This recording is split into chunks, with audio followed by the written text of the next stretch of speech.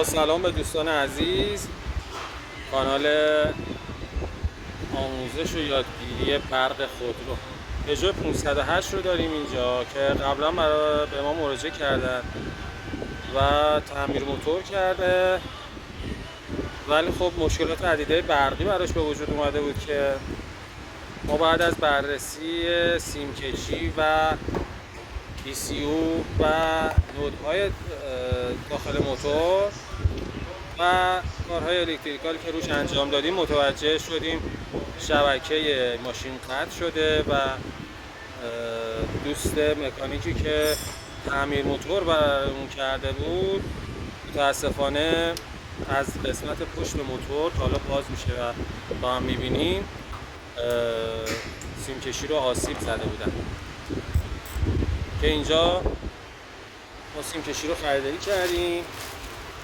طبق پارت نامبری که رو خود ماشین بود.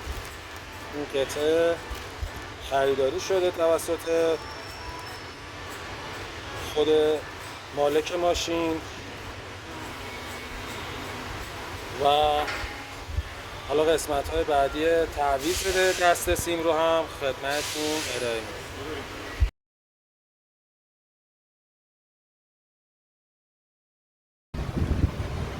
خب عزیزان، همینطور که میبینید دست سیم، یکی از دست سیم های موتور باز شد و خدمتتون عرض کنم که ایراد یکی دو جا از کانکتورهایی که داشتیم باز میکردیم دیدیم، ولی خب توی دست سیم هم ایراد هست. ببینید مثلا اینجاها قبلا مثل این که باز شده ترمیم شده و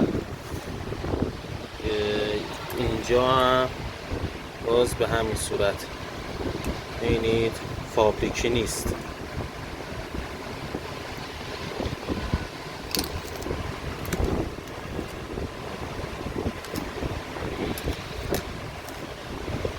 قبلا یه بار تعمیر شده بسته شده روی ماشین که البته ماشین چون خب خاموش هم رسیده بوده کسی ایراد قبلیشو ندیده بوده. خود مالک هم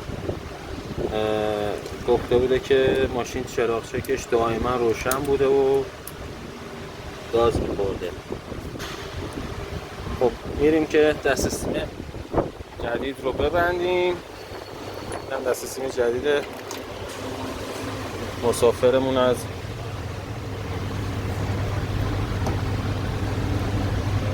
خود شرکت پژو فرستاده،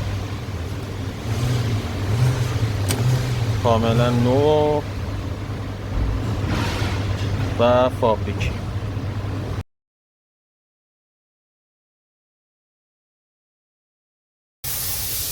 خب دوستان عزیز، دست سیم تعویض شد و اینکه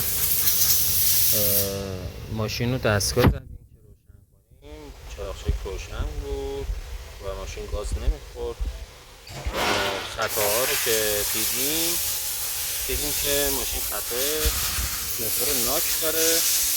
بعد از بررسی زیاد و تستایی که انجام شد دیدیم که سنسور ناک به خاطر حالا اتصالی که داشته یا حالا هر چیزی این اتفاق براش افتاده.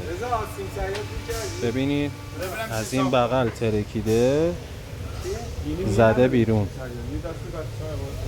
حالا چه چیزی به نظر شما باعث میشه که این اتفاق واسه سنسور ناک که تعمیرکارا میدونن سنسور ناک چیزی نیستش که تعمیر راحتی بترکه. چه چیزی باعث میشه که این اتفاق ازش بیفته؟ خب اینو سفارش دادیم برامون برسه تعویض کنیم، بازم نتیجه کارو براتون ارائه بدیم.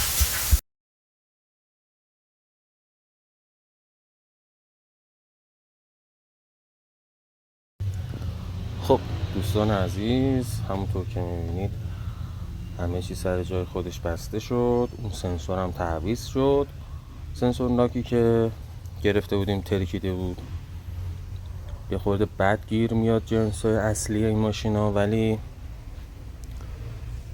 بسته شد و دستگاهش هم زدیم، خطاشو پاک کردیم.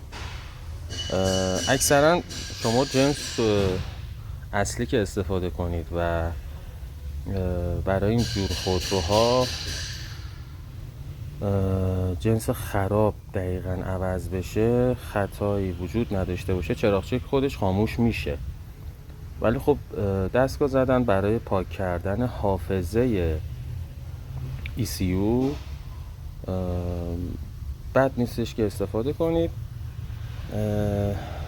که دیگه خیالتون راحت باشه از هر جهت. خب میریم برای استارت زدن. تک استارت روشن، اویل لول کارکت که می نویسه دیگه روغن چک شد، اوکیه، همه آمپر سر جاش و چراغ چک هم نداریم. میریم برای تحویل این خودرو فرانسوی به مشتری عزیزان. با تشکر از شما عزیزان که تا اینجا همراه ما بودید. لایک و سابسکرایب یادتون نره، ما رو حمایت کنید. ما به حمایت شما خیلی احتیاج داریم و تمام سعیمون رو میکنیم نسبت به حمایتی که از ما میکنیم مطالب آموزنده تر و آموزش های بهتر و بیشتری رو تو این کانال برای شما قرار بدیم. ممنونم.